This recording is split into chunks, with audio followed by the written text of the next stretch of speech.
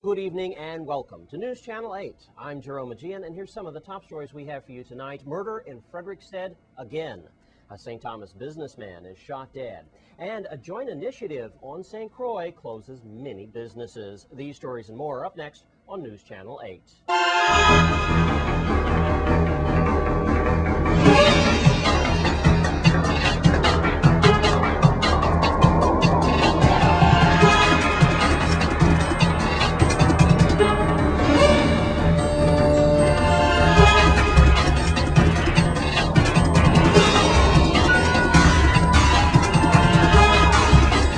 In our top story tonight, it seems as though the tiny town of Frederickstead is under siege to violence. A 23-year-old man was shot and killed last night near the vegetable market. News Channel 8's Wes Small files this report.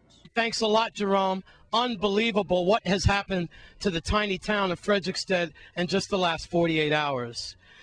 As we approach homicide number 12, a dozen, I want to remind you that, yeah, it's bad here in St. Croix, St. Thomas, and St. John, but Puerto Rico over the weekend recorded its 300th homicide.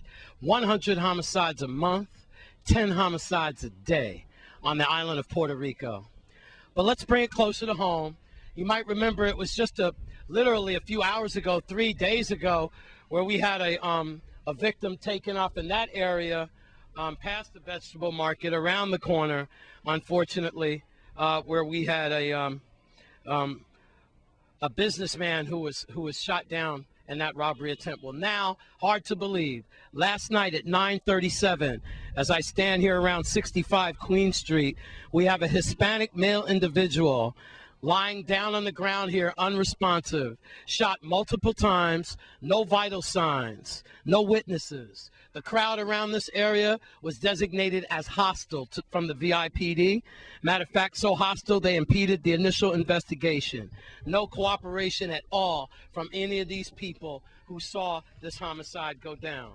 The victim, 23-year-old Julio Alfredo Cruz, 23 years old, Julio Alfredo Cruz from Williams Delight. He was 23.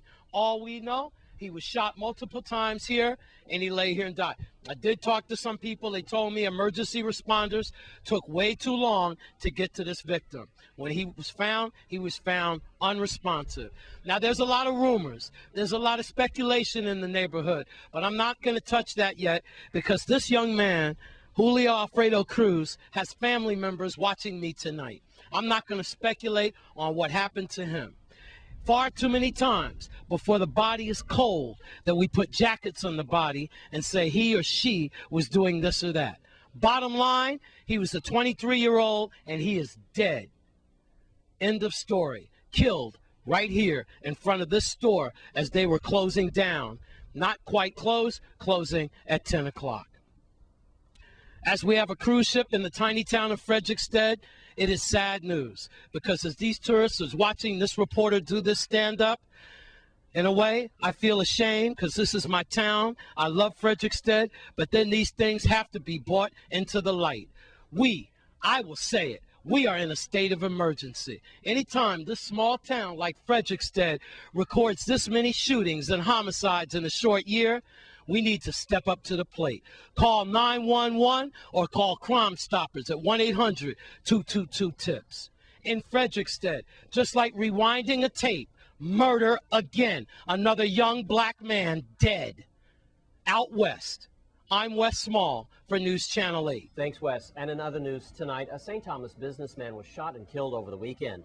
Let's go to Police Chief Rodney Carrard with more. On Friday, April 1st, 2011, at approximately 9:56 p.m., police were dispatched to the area of Mondal to shots fired. It was also reported that there was an auto accident in the same vicinity. Upon arrival, police found a vehicle on its side in a residential neighborhood and an unresponsive male lying next to the vehicle. Emergency medical technicians from the Snyder Regional Medical Center determined that the male, identified as being 54-year-old Sean O'Connell, had succumbed to his injuries. Preliminary investigation revealed that the truck had visible signs of being shot at and the victim had been shot at least one time. The official cause of death is going to be determined by the medical examiner. I'm again asking the community to once again assist the Virgin Islands Police Department with information they may have on this most recent murder. Any information, no matter how insignificant you may feel it is, will be followed up. Information like possible suspect or suspects, names, descriptions, vehicles leaving or entering the area, or anything of the ordinary that may have caught one's attention that day or evening. The Virgin Islands Police Department will aggressively investigate all serious crimes, including that of murder, to the fullest. The criminals responsible for each of these crimes will be brought to justice. With the continued ongoing cooperation we are experiencing daily between the people of this territory and the members of the Virgin Islands Police Department, we can move these Virgin Islands forward towards a more peaceful, safe, and understanding community. By asking anyone with information on this murder or any other murder or serious crime to call Major Crime Detectives at 340-642-8449, 340-714-9202, or my office at 340-715-5548, and of course Crime Stoppers USVI at 1-800-222-TIPS. That's 1-800-222-8477. And we want to thank Police Chief Rodney Carrard for his words tonight. Well, several businesses from east to west were shut down over the weekend in a joint initiative. News Channel 8's Wes Small has the story. Thank you very much. We are at Rainbow Command, where we had a joint initiative over the weekend by different entities, including the VIPD. At least 2 businesses were shut down. Several businesses were affected, and you're about ready to see that not everyone is happy. On board with us, then, is the security director from the Department of Health, Romeo Christopher, Angel Torres, the acting fire chief, Jamal Nielsen, who is the PIO, Public Information Officer for DPNR, Wayne Biggs, you're going to hear from him, Commissioner of Licensing and Consumer Affairs, Eunice Bedminster, who is Department of Health spokesperson, you're going to hear from her as well. This press conference, as usual, set up by Police Chief Hal and also Melody Rames. Sergeant Jack, Sergeant Ortiz also on hand as they head the Special Ops Bureau VIPD. Folks, houses of ill repute, houses of prostitution, that's what we are talking about today. And even a business in Christenstead infiltrated with rats and roaches. You're going to find out which business that was, and it had to be shut down. Right now, let's go with Police Chief Hal about the special initiative. On Friday night, members of the Special Operations Bureau, DPNR, Licensing and Consumer Affairs, Health and Fire entered into a number of these establishments.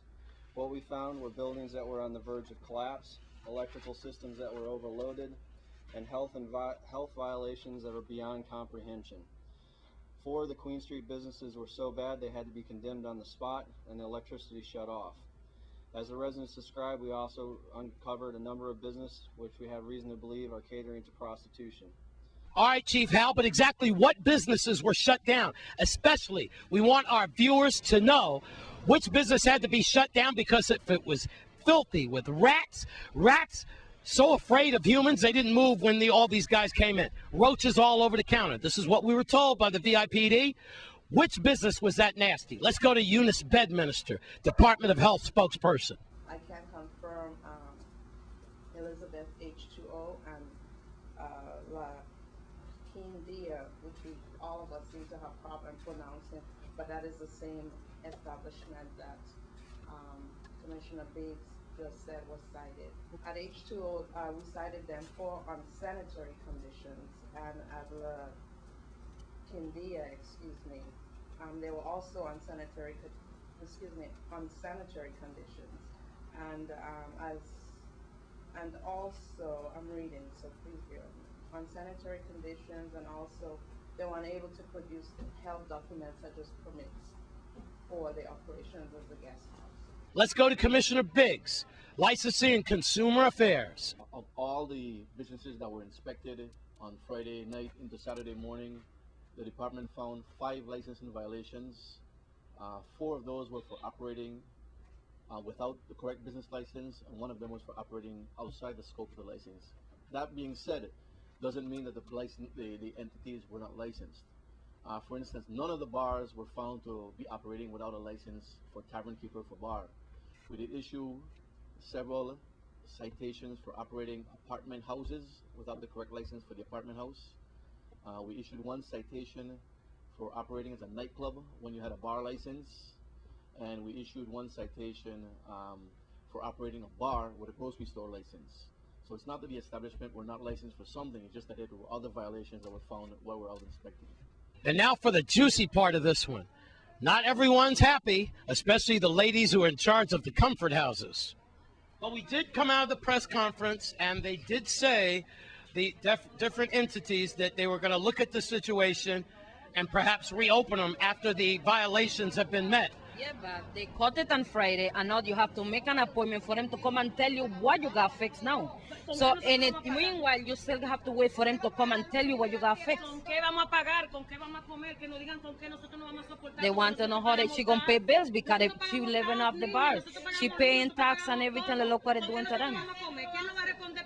Who gonna respond? Who gonna respond? All right. Well, there you have it.